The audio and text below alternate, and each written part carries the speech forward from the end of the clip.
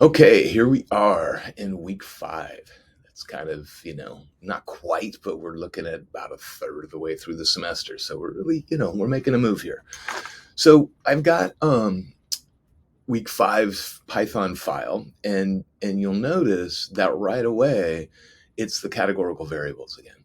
So last week we were working with quantitative, we did the histograms, and I actually copied from week 3 because week 3 had my data management for my categorical, and then also the formatting. So both of those you need in week 5, and so you'll want to copy that over from your previous file. But you'll notice here I've got it. So here's the data management for eyewear and asthma, and then my formatting for asthma and eyewear. Okay, so the new stuff starts right about here. So this looks like a lot of code, but really the big one is this one right here. So it's using the Seaborn package again. So it starts with SNS, and instead of hist plot, it's count plot. And so what it's doing is it's taking this categorical pardon me. It's taking this categorical variable eyewear from the data frame DF, and I have it set for percent, but I could have it counts, or if I don't put anything in here, the default is counts. But the height of these bars is going to be the percent of the whole data set that is in one of the particular eyewear categories. Okay, so you'll see here's eyeglasses at a little over 22%, or right around 22%. The both category is just under 20% of the people wear both contacts and eyeglasses for vision correction, and it's maybe about 7% for contact lenses, and then up over 50% because this is a relatively young group of folks in this data set. Over half of the folks don't wear either one. And you'll notice that the order that these are shown, the eyeglass category is first, and then both, and then contact lenses, and then neither. Now the way that's happening is I have set the eyeglass or the order to be this glass order that I've set out. And if I don't have that in there, so I'm going to just get rid of that, and I rerun this, you'll notice that it goes in the order of frequency, kind of like what you see in a data table. Like up here, the highest percent or the highest count comes first, and then second, and then third, and then fourth. And it goes in the order of frequency rather than a specific order that you're looking at. And so, whatever, it's kind of the same information. But the reason I wanted to order it the way that I did, and so I'm going to put that back in, is I'm ultimately going to be looking at kind of these two categories together because I'm interested in the folks that wear glasses. I wear glasses, and so that's what interests me. And so right here, of course, all these people wear eyeglasses, but the people in the both category also wear eyeglasses. And so at some point here, I'm going to lump these together and say anybody who wears eyeglasses for vision correction, whether they wear contact lenses or not, are going to be together in these two categories. And I just wanted to see that clearly. So the other piece of it is I have a different palette set up, and these are particularly chosen colors that I got the hex code for, and I just call it Rick palette. You can call your palette whatever you want, but if I don't have this palette set, so I'm going to take that out. If I don't have this palette set, then it's all, either the same color. I don't know why it's exactly the same color, because sometimes I've seen it just choose its own colors and they're kind of drab to me. So I want to have more control over the color scheme than that. So I made a palette, and you can, choose. Whoa, hello, too many commas. Let's get rid of a comma. There we go. Okay, so you can make this be whatever colors you want, and if you like one of the palettes in here, you can name it. You can just put Ice Fire, in your in where it says palette equals ice fire, and then you'd have to have that in quotes because it's not going to work if you don't name it right here. So the only other piece of this that I want to highlight before I go through the other stuff is you'll notice that the overall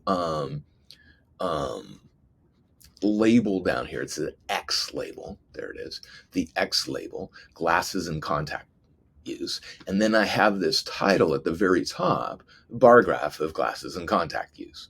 So, that's a way that you can give a little bit more information so that when you screenshot this, you have, kind of a heading and a little bit of sense of what this x-axis is taking, keeping track of. And then the last little bit is notice that these category names are tilted a bit, and I tilted them 20 degrees. If I don't have this in there, it just makes it flat, which isn't horrible on mine, but some of you, the way you named your categories is not going to fit if you put it sideways like that. So you'll want to put some sort of a tilt in there. And you can make your tilt 90 degrees if you want. Oops, not 0, 0. That wouldn't do anything. You can make your tilt 90 degrees and have it just up and down, but that doesn't look right to me. So I thought 20 degrees was kind of good. For my particular thing, 20 degrees made it look okay. I believe you can go minus 20. Let's just sort of look at what that is in case I want them to slant that ways. And I don't know, that looks kind of cool. but I'm going to go back to the 20. So you have a lot of control over the different aspects of this graph, and you just play around with it until it looks good. Okay, so we're not going to do a whole lot with pie charts, but you see a lot of pie charts out in the world. And so what's interesting about this is you kind of have to build it from scratch. So if you just do a PLT pie without these slices and these labels, I'm not even sure what would happen. So what I'm doing is I'm saying, okay, the slices are determined by the frequencies in these different categories. Now I know that this is percent rather than frequencies, but we saw it over here that there's 2,720 in the neither category and 1129 in the eyeglasses category, etc. And I kind of labeled those out, but I did it in such a way that I knew that 1129 went with eyeglasses and 956 went with both and 308 went with contact lenses. It had to be in the same order because it's going to match up the relative size of the wedge with the label for the wedge. Right? And so we can kind of clearly see in here that it's a little bit more than half of the people don't wear either contacts or glasses. Okay, so here's my same palette. I didn't have to re-establish what that palette was because just up here I said what Rick palette was. And so, I just tell it that, hey, the colors I want to use are this. And then I have this edge color. If I don't have this edge color in there, and let me take the comma as well out of here. If I don't have this edge color, for me, it doesn't pop as well. It kind of just like, I don't know if that's a good way to say what it does in my view. But with that, and whoopsie, got to make sure the commas are in the right spot. There we go. It just kind of outlines these wedges so you can see them a little bit better. Okay, so did exactly the same kind of stuff with my asthma. Folks diagnosed with asthma, you'll notice that I use the count instead of the percentage on this one, just to show that, if you don't put, remember up here, I said stat equals percent. Well, I didn't even put anything for stat on this count plot. And so the default is that it's doing counts. And then I wanted to put the yeses in front of the no's. And I'm a huge Giants fan, excited for spring training, excited for some of the pickups, and just to see if they can compete against the Dodgers and the Diamondbacks and the Padres this year. You always know they're going to compete against the Rockies because the Rockies perennially suck. But sorry if you're a Rockies fan, it's part of the deal.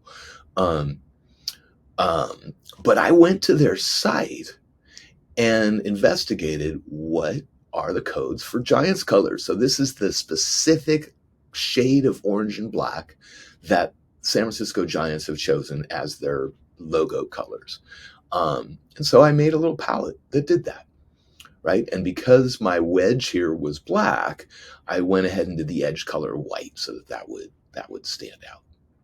Okay, we are over 10 minutes. So I'm going to cut us off here, but that's pretty much all there is to it. And I'll see you in class.